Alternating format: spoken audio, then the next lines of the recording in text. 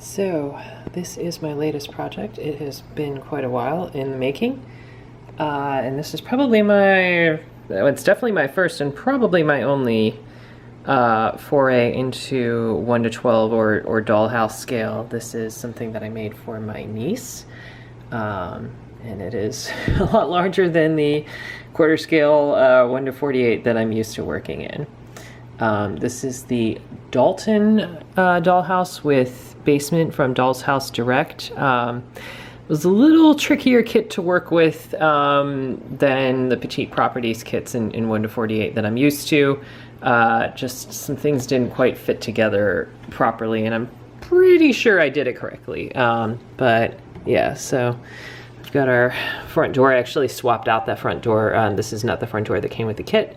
And then what I like about this is you have sort of the lower level basement area that you would have in a Georgian house, townhouse like this.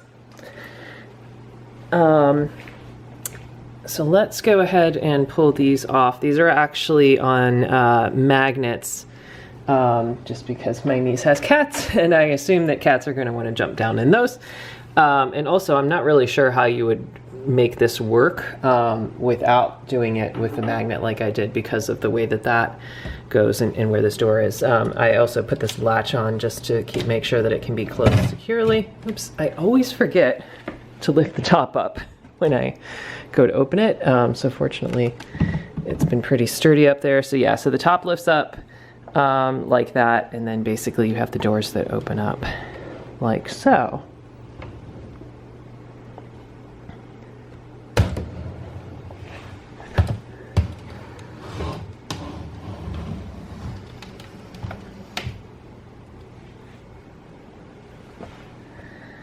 So, down in the basement, and actually let me get some light in here.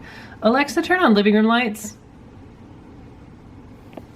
Okay. I don't know that that actually helped very much. I am going to do a lit up version of this later, but basically down in here you have the scullery. There's like a little sink in the back, and the wash thing, and the wringer, and then the little old school refrigerator, and then here's a little just sort of servants hall with a bench and the bells on the wall. Let me see if I can zoom in on that.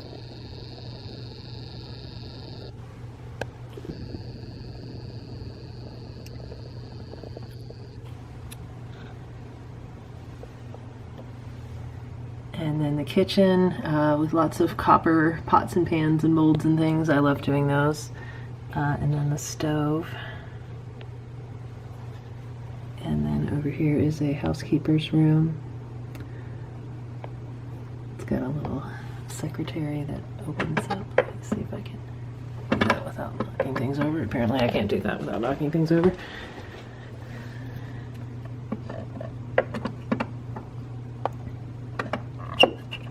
I forget how this works. No, it goes that way. That's why I couldn't do it. So yeah, it's got little. That's the cool thing about working in this scale, is that you do definitely have more functional furniture, and it is easier to get furniture than in 1 to 48, where you have to make it yourself a lot of the time. So I do like that. So here is the dining room. Swing around so you can see the fireplace there. I did assemble and hand paint all of the fireplaces. That was one time-consuming thing. And then the ceiling, those were also fun to paint. A lot of detail work on those. This is similar to working in 1 to 48 in that you have to sort of plan everything ahead. So like making sure that you've got wallpaper on the right walls before you put things together. I think you could potentially wallpaper it without doing that. But I'm definitely sort of in the mentality of working in a smaller scale, and so that's the way that I did it. And then the entrance hall, these tiles look gorgeous. They were very fussy to work with because they were like super crumbly, so it was really tough to work with them. I think you can sort of see there's like vases with flowers there in the corner, and then the little umbrella stand that I painted there in the back, just to have something in the back there. And then of course the stairs and the railing. The railing was definitely tricky to do. Over here is the library, of course. You can see we've got you know, lots of bookshelves. I did it in sort of a Gothic style. I wanted something unique, to kind of like a Strawberry Hill Gothic. So you can see the detailed trim there. That was another thing that was lots of fun to paint. And then the fireplace. It has no books. I've got kits for books, and that's going to be something for her to get to do.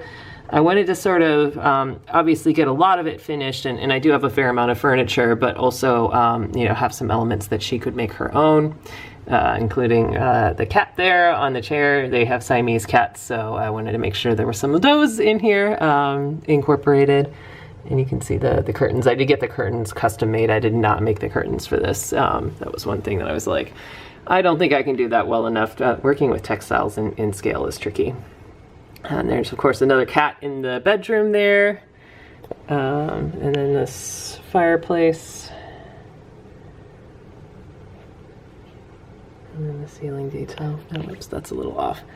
I put the ceiling up before I really figured out where the bed was going to go, and that was one mistake. So I had to find a smaller little ceiling fixture for this room. But I really like the way the fireplace on this one turned out with the caryatids and everything. So yeah, you learn as you do these things.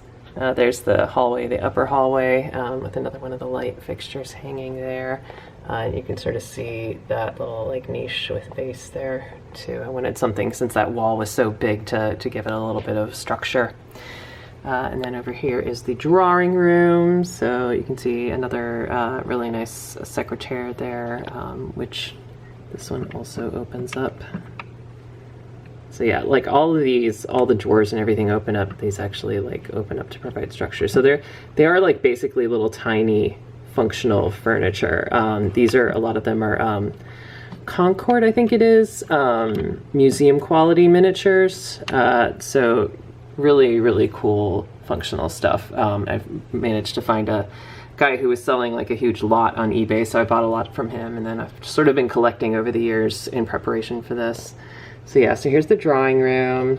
You can see everything there, and then another painted ceiling. I wanted to do a sort of like Robert Adams style ceiling, so that was this one. I kept changing the colors because I didn't quite match the wallpaper the first time, and then I realized that it really needed a color that matched the curtains. So originally there was a different pink there that did match the wallpaper but didn't match the curtains, so it kept evolving, and that's sort of the colors that I ultimately ended up with. And there's like a little chase back there, a little sort of seating area, so that's the drawing room.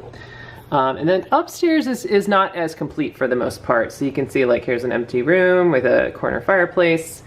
Here's a hallway, the upper hallway, and then here is another room that did have sort of a leftover sort of big cabinet that I didn't have room for elsewhere.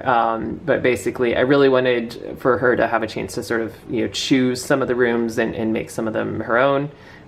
So I'll work with her to source furniture for those once she decides what she wants to do with them.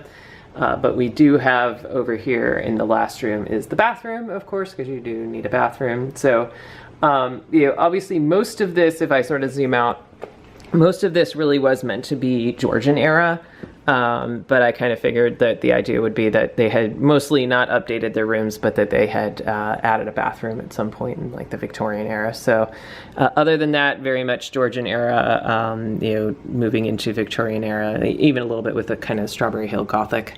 So yeah, this is the dollhouse. I'm going to do another shot later this evening when the lights are all lit up, which I think may actually be easier to see things than it is now. It is a little bit backlit, but it's so large I don't want to move it around. So yeah, that is my latest project.